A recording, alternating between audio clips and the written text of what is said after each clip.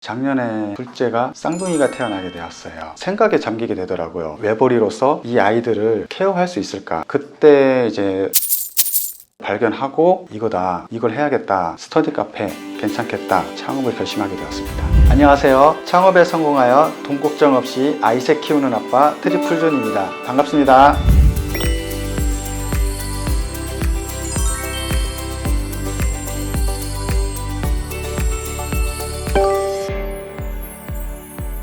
독서실 같은 경우는 총무를 무조건 상주를 시켜야 되고요. 스터디 카페는 무인으로 영업을 할 수 있는 거기 때문에 인건비적인 문제에서도 훨씬 스터디 카페가 유리하고, 굳이 제가 매장에 상주하지 않아도 운영을 할 수 있었기 때문에 스터디 카페를 최종적으로 선택하게 되었습니다. 독서실 자체는 그 허가업종, 스터디 카페는 신고업종이고요. 독서실은 1인석 같은 경우는 소방시설이 들어가야 되는 부분이고, 스터디 카페는 전체적으로 이제 오픈석이기 때문에 소방시설이 딱히 들어가지 않기 때문에 조금 더 이제 법적인 면에서도 자유로울 수 있는 거죠. 독서실 같은 경우는 오전 9시부터 새벽 1시 아니면 2시까지 운영을 하기 때문에 그 빈 시간에 학생들이 독서실을 마치고 저희 매장에 찾아오는 경우도 간혹 있거든요. 스터디 카페 같은 경우는 24시간 365일 운영을 하기 때문에 그 부분에서 훨씬 장점인 것 같아요.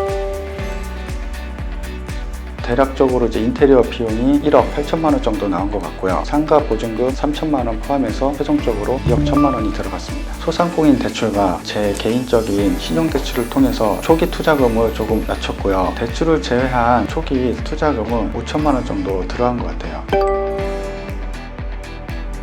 첫 번째 달은 이벤트를 조금 많이 했어요. 매장을 홍보하기 위해서 사전 이벤트를 해서 매출이 1,000만 원 나왔고요. 두 번째 달은 1,400만 원, 세 번째 달은 1,500만 원가량이 나왔고요. 스터디 카페 자체가 고정 비용 이외에 추가적인 비용이 없는 게 장점인데요. 저희 매장 같은 경우는 고정 지출 비용이 매달 600만 원 정도, 한 달 임차료, 부가세, 관리비가 들어가고요. 무인 시스템이기 때문에 인건비가 절약이 됩니다. 그래도 청소를 해줄 수 있는 그런 분이 필요하고, 전기세, 프랜차이즈, 로얄티, 저희 매장 같은 경우는 부수적으로 간식을 많이 제공하고 있어요. 간식 비용까지 합치면은 500에서 600만 원 정도. 저는 좀 저렴하게 상가를 임차를 구했는데요. 전용 70평을 임차를 해서 월 150만 원, 부가세 별도로 이렇게 현재 사용하고 있어요. 그리고 각종 공과금이 나가기 때문에 월 평균 800만 원 정도 순수익이 발생하는 것 같아요.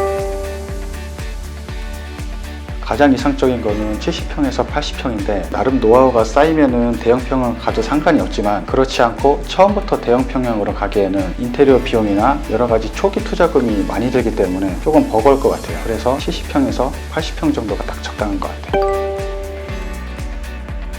독서실 같은 경우는 월별 정액제가 있잖아요. 한 책상을 내가 그 한 달 동안 사용하는 건데, 스터디 카페는 한 좌석을 고정적으로 사용하는 게 아니라 대학교 도서관처럼 이렇게 회전을 한다고 생각하시면 돼요. 온 순서만큼 내가 원하는 자리를 선택해서 가는 거기 때문에 커피숍 개념이라고 보시면 좋을 것 같고요. 독서실 같은 경우는 일별로 하루 종일 쓴다는 전제하에 일일 금액이 정해져 있지만, 스터디 카페 같은 경우는 2시간, 4시간, 6시간, 12시간까지 당일권이 정해져 있기 때문에 내가 편한 시간대 가서 내가 공부하는 시간만큼 결제를 하고 사용하기 때문에 독서실과는 달리 훨씬 더 경쟁력이 있고, 손님들도 훨씬 더 회전율이 더 좋은 것 같아요.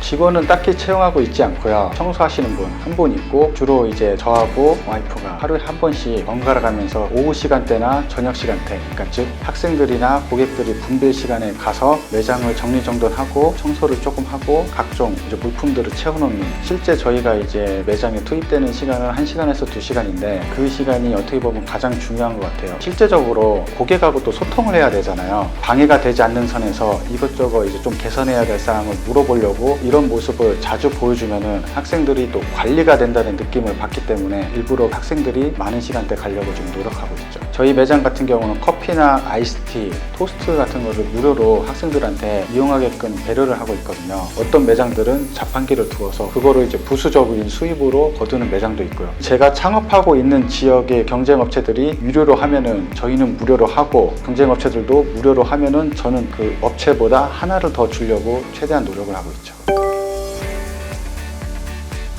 주 고객층은 학생이라고 보시면 좋을 것 같아요. 가장 이상적인 것은 성인 4, 학생 6. 이 비율이 저는 가장 이상적인 것 같아요. 스터디 카페가 24시간이 돌아가지만 학생들이 등교하거나 학원에 갔을 때 그 빈 시간을 성인들이 오셔가지고 공부를 할 수 있으면 훨씬 회전율이 좋고 매출적인 면에서도 조금 더 증가할 수 있기 때문에 성인과 학생들의 비중을 일정 부분 맞추면 더 시너지 효과가 있을 것 같아요. 주로 학원가가 밀집된 지역이나 아파트가 몰려있는 배우 세대, 고등학교나 대학교가 있는 곳이 좋을 것 같고요. 전철역이나 버스 정류장이 근처에 있으면 더 좋은 것 같아요. 밤 11시에 오셔가지고 아침 첫 차를 타고 가시는 그런 손님들도 있기 때문에 그런 교통적인 요건도 생각하셔서 입지를 선택하시면 좋을 것 같아요. 작년에 둘째가 쌍둥이가 태어나게 되었어요. 어느 날 새벽에 생각에 잠기게 되더라고요. 지금은 괜찮은데 시간이 흘러가지고 내가 외벌이로서 이 아이들을 케어할 수 있을까, 이런 걱정이 상당히 많았는데요. 그때 이제 사무장님의 블로그를 발견하고 독서실에 관한, 창업에 관한 칼럼을 보게 되었습니다. 그걸 본 순간 이거다, 이걸 해야겠다. 다음날 바로 행크 에듀를 가입을 하고 강사님들의 강의를 듣다 프랜차이즈 박람회를 방문을 하고 상담을 한 결과 스터디 카페 괜찮겠다, 창업을 결심하게 되었습니다. 앞서간 선배들을 따라하는 것도 저는 괜찮다고 생각하거든요. 성공한 선배들의 발자취를 따라가면 분명 무언가 장점이 있을 거고 나름의 노하우가 있다고 생각이 들어요. 저는 프랜차이즈 박람회를 꼭 가보라고 권하고 싶어요. 전문가는 체계적으로 매뉴얼이 정해져 있거든요. 그런 매뉴얼을 간접적이나마 배워서 내 사업에 접목을 시키면 내가 무슨 일을 하던 시행착오를 줄일 수 있고 그에 대한 성과도 훨씬 빠르게 나타날 수 있을 것 같아요.